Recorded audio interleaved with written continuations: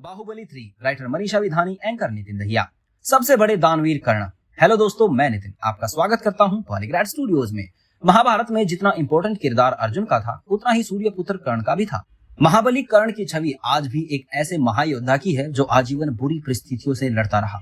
काफी लोगों का यह भी मानना है कि कर्ण को वो कभी भी नहीं मिला जिसका वो वास्तविक रूप से अधिकारी था। बेवजह ही उन्हें वो वेब झेलना पड़ा और वो धर्म के ज्ञानी होते हुए भी अधर्मियों का साथ देने पर मजबूर हो गए। कर्ण एक क्षत्रिय होते हुए भी उन्होंने अपना पूरा जीवन सूत पुत्र के रूप में बिताया और युधिष्ठिर और दुर्योधन से बड़े होने के बावजूद कर्ण को उनके सामने झुकना पड़ा। अगर प्रैक्टिकली देखा जाए तो हस्तिनापुर के सिंहासन का वास्तविक अधिकारी तो कर्ण ही था, क्योंकि वो कुरु राज परिवार से ही था और युधिष्ठिर और दुर्योधन से ज्येष्ठ था। लेकिन उसकी वास्तविक पहचान उसकी मृत्यु तक अज्ञात रही। कर्ण की छवि पर द्रौपदी का अपमान किए जाने और अभिमन्यु वध में उसकी नकारात्मक भूमिका के कारण काफी बुरा असर भी हुआ, लेकिन कुल मिलाकर कर्ण को एक दानवीर और महान योद्धा माना जाता है। यदुवंशी राजा शूरसेन की कन्या कुंती जब बड़ी हुई तो उनके पिता ने उसे घर आए हुए महात्माओं के सेवा में लगा दिया और वहां जितने भी साधु महात्मा ऋषि मुनि आदि आते, कुंती उनकी सेवा मन लगाकर किया करती थी। एक बार वहां दुर्वासा ऋषि आ पहुंचे और देवी कुंती ने भी उनकी मन लगाकर सेवा की। कुंती की सेवा से प्रसन्न होकर दुर्वासा ऋषि ने उन्हें एक ऐसा मंत्र दिया जिसके प्रयोग से वो जिस भी देवता का स्मरण करेगी वो वहां प्रकट होकर उनकी मनोकामना पूर्ण करेंगे। एक दिन देवी कुंती को उस मंत्र की जांच करने की उत्सुकता हुई और उन्होंने एक एकांत स्थान पर बैठकर उस मंत्र का जाप करते हुए सूर्य देव का स्मरण किया और उसी वक्त सूर्य देव वहां प्रकट हुए और उन्होंने उनकी मनोकामना पूछी।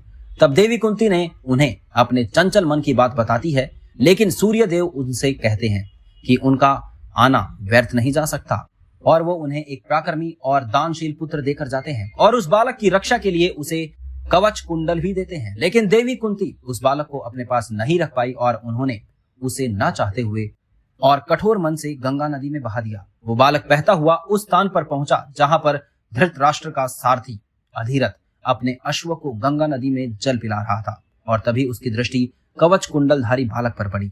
अधिरथ निसंतान था, इसीलिए उसने उस बालक को अपने गले से लगा लिया और घर लाकर उसका अपने पुत्र के समान पालन किया। उस बालक के कान बहुत ही सुंदर थे, इसीलिए उसका नाम कर्ण रखा गया। इस सूत दंपति ने ही कर्ण का पालन पोषण किया था, इसीलिए उसे सूत पुत्र कहा जाता है। और उसकी माता राधे जो उससे बहुत प्यार करती थी, उनके नाम से उन्हें राधे के नाम से भी जाना जाता है। उस वक्त शास्त्र विद्या पर केवल क्षत्रियों और ब्राह्मणों का ही अधिकार था और इसी वजह से कर्ण के पास सीखने की चाह होते हुए भी वो धनुर्विद्या नहीं सीख पाया। लेकिन उसकी चाह की वजह से वो गुरु द्रोणाचार्य के पास जाते हैं, लेकिन वो कर्ण का अपमान करते हुए उन्हें अपना शिष्य बनाने से मना कर देते हैं और अपने बचपन से अपना अपमान सहता हुआ कर्ण किसी भी तरह से शस्त्र विद्या सीखने का ठान लेता है और वो गुरु द्रोणाचार्य के भी गुरु और महान ब्राह्मण भगवान परशुराम के पास चले जाते हैं और उनसे झूठ बोलते हैं कि वो एक ब्राह्मण है। और भगवान परशुराम उस बालक की महत्वाकांक्षा और सीखने की लगन देख उन्हें शस्त्र विद्या सिखाने के लिए मान जाते हैं। और जहां कुरु राजकुमार पांडवों और कौरवों को गुरु द्रोण विद्या दे रहे थे, तभी कर्ण भगवान परशुराम की शरण में शास्त्रों की विद्या सीख रहे थे। और जब उसकी शिक्षा पूर्ण होने को आई और जब एक दिन भगवान परशुराम को ये पता चला कि कर्ण जिन्हें वो एक ब्राह्मण समझ रहे थे वो एक ब्राह्मण नहीं बल्कि एक सूत पुत्र है, तब उन्हें काफी गुस्सा आया और वो उन्हें ये श्राप देते हैं कि जब परीक्षा की घड़ी आएगी और उन्हें उनकी विद्या की खास जरूरत होगी तब उनकी विद्या लुप्त हो जाएगी। और ऐसा ही होता है महाभारत के युद्ध के मैदान में। जब अर्जुन उन पर हमला कर रहे होते हैं तब वो उनका सामना नहीं कर पाते क्योंकि उनके मंत्र काम ही नहीं करते और उनकी विद्या लुप्त हो जाती है। अपने गुरु को नाराज करने के बाद वो अपने घर हस्तिनापुर लौटते हैं और उसी दौरान गुरु राजकुमार भी अपनी शिक्षा खत्म कर राजमहल आने वाले होते हैं और उनके लिए एक खेल का आयोजन किया जाता है कि उनमें सबसे श्रेष्ठ कौन है और कौन सूरज डूबने तक नहीं हारता। और आखिर तक धनुर्धारी अर्जुन नहीं हारते और उनके गुरु द्रोणाचार्य कहते हैं कि वो दुनिया के श्रेष्ठ धनुर्धारी हैं। तब सूर्य पुत्र कर्ण वहां आते हैं और अर्जुन को ललकारते हैं और गुरु से कहते हैं कि अर्जुन कुरु राजकुमारों में से श्रेष्ठ हो सकते हैं, लेकिन पूरी दुनिया में से श्रेष्ठ हैं ऐसा वो नहीं कह सकते। और फिर वो भी अपनी धनुर्विद्या का प्रदर्शन करते हैं और उन्हें देख दुर्योधन सोचते हैं कि दुश्मन के दुश्मन को मित्र बनाने में ही समझदारी है और सभी लोग कर्ण को सूत पुत्र कहकर उनका अपमान करते हैं। तब वो सबके सामने कर्ण का सम्मान करते हैं और उन्हें अंग प्रदेश का राजा बना देते हैं और कर्ण सूत पुत्र में से अंगराज कर्ण बन जाते हैं। और यहीं से शुरू होती है दुर्योधन और कर्ण की मित्रता और अनजाने में ही कर्ण अपने छोटे भाइयों से शत्रुता कर बैठते हैं। जब द्रौपदी का स्वयंवर हुआ तो दुर्योधन, उनके मामा शकुनी और अंगराज कर्ण तीनों ही उस स्वयंवर का हिस्सा थे और कर्ण अपनी धनुर्विद्या के दम पर वो स्वयंवर जीतने ही वाले थे। लेकिन तभी द्रौपदी कहती है कि वो एक सूत पुत्र से विवाह नहीं करेगी और एक बार फिर कर्ण को अपमान सहना पड़ता है और उनकी यही वजह बनती है द्रौपदी से भी नफरत करने की। हालांकि कई सारे ग्रंथों में यह भी उल्लेख है कि अंगराज कर्ण पांचाल की राजकुमारी द्रौपदी को चाहते थे, लेकिन द्रौपदी के भाग्य में तो पांडवों की पांचाली ही बनना लिखा था। उसके बाद कर्ण ने अपनी बचपन की दोस्त रुशाली से विवाह किया। वैसे तो उनके पिता ने रुशाली को उनके लिए चुना था और इन दोनों की प्रेम कहानी की एक अनकही दास्तां है, लेकिन कहा जाता है कि रुशाली उन्हें बचपन से ही पसंद करती थी और उन्होंने कर्ण का हमेशा ही साथ दिया और इसी वजह से कर्ण को भी रुशाली से प्रेम हो गया था। साथ ही यह भी कहा जाता है कि रुशाली कर्ण और दुर्योधन की मित्रता से बिल्कुल भी खुश नहीं थी और वो हमेशा ही उन्हें समझाती थी, लेकिन कर्ण तो दुर्योधन को अपना सच्चा मित्र मानते थे। रुशाली के अलावा कर्ण की दूसरी पत्नी भी थी जिनका नाम था सुप्रिया। उनके बारे में ऐसा कहा जाता है कि जब कर्ण दुर्योधन के साथ भानुमति के स्वयंवर में गए थे तब वहां उनकी मुलाकात सुप्रिया से हुई थी।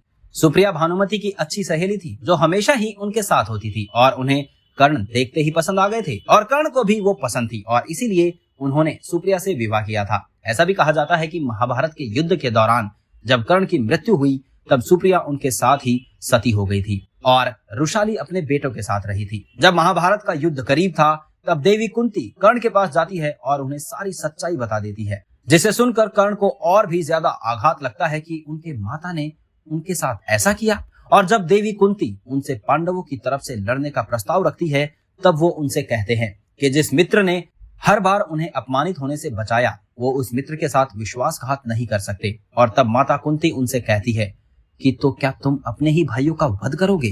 तब कर्ण अपनी माता को ये वचन देते हैं कि वो हमेशा ही 5 पुत्रों की माता रहेंगी, क्योंकि युद्ध के आखिर में या तो वो रहेंगे या अर्जुन।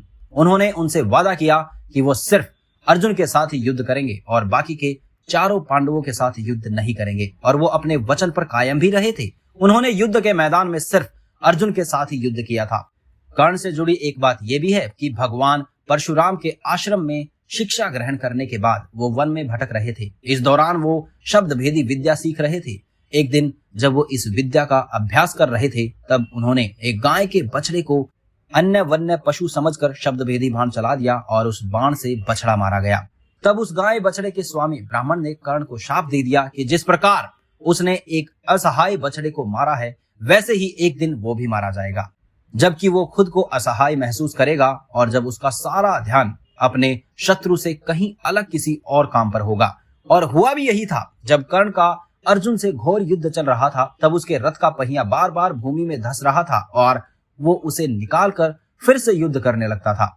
ऐसे समय में जब फिर से उसके रथ का पहिया भूमि में धंस गया तब वो फिर से उसे निकालने लगा और उसे उस समय घबराहट भी हो रही थी कि वो उसका सारा ध्यान युद्ध के अलावा पहिए पर चला गया था। वो खुद को असहाय महसूस कर रहा था। ऐसे मौके का लाभ उठाकर अर्जुन ने कर्ण को मार दिया। कर्ण को दानवीर कहा जाता है और ऐसा भी कहा जाता है कि उनके पास से कभी भी कोई भी खाली हाथ नहीं गया था और यहाँ तक कि उन्होंने मरते मरते भी श्री कृष्ण को दान दिया था। दरअसल जब कर्ण मृत्युशैया पर थे तब कृष्ण ने उनके पास उनके दानवीर होने की परीक्षा लेने गए थे।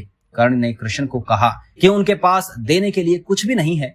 ऐसे में कृष्ण ने उनसे उनका सोने का दांत मांग लिया और कर्ण ने तुरंत ही पास पड़े पत्थर को उठाया और उससे अपना दांत तोड़कर कृष्ण को दे दिया। कर्ण ने एक बार फिर अपने दानवीर होने का प्रमाण दिया, जिससे कृष्ण काफी प्रभावित हुए। कृष्ण ने कर्ण से कहा कि वो उनसे कोई भी वरदान मांग सकते हैं और तब कर्ण ने कृष्ण से कहा कि एक निर्धन सूत पुत्र होने की वजह से उनके साथ बहुत छल हुए हैं। अगली बार जब कृष्ण धरती पर आए तो वो पिछड़े वर्ग के लोगों का जीवन सुधारने के लिए प्रयत्न करें। इसके साथ कर्ण ने 2 और वरदान मांगे और दूसरे वरदान के रूप में कर्ण ने ये मांगा कि अगले जन्म में कृष्ण उन्हीं के राज्य में जन्म लें और तीसरे वरदान में उन्होंने कृष्ण से कहा कि उनका अंतिम संस्कार ऐसे स्थान पर होना चाहिए जहां कोई पाप ना हो। पूरी पृथ्वी पर ऐसा कोई स्थान नहीं होने के कारण कृष्ण ने कर्ण का अंतिम संस्कार अपने ही हाथों पर किया और इस तरह दानवीर कर्ण मृत्यु के पश्चात साक्षात वैकुंठ धाम को प्राप्त हुए। अंगराज कर्ण का नाम आज भी महान योद्धाओं में लिया जाता है। भले ही उन्होंने कई बार अधर्म का साथ दिया, लेकिन वो एक सच्चे राजा, एक अच्छे धनुर्धारी, एक सच्चे मित्र और दानवीर थे। और उनसे इंस्पायर्ड कोई किरदार हमें बाहुबली 3 में नजर आ सकता है। तो आपका क्या कहना है? कैसा होगा कर्ण से इंस्पायर्ड ये किरदार? हमें कमेंट में जरूर बताइएगा। धन्यवाद।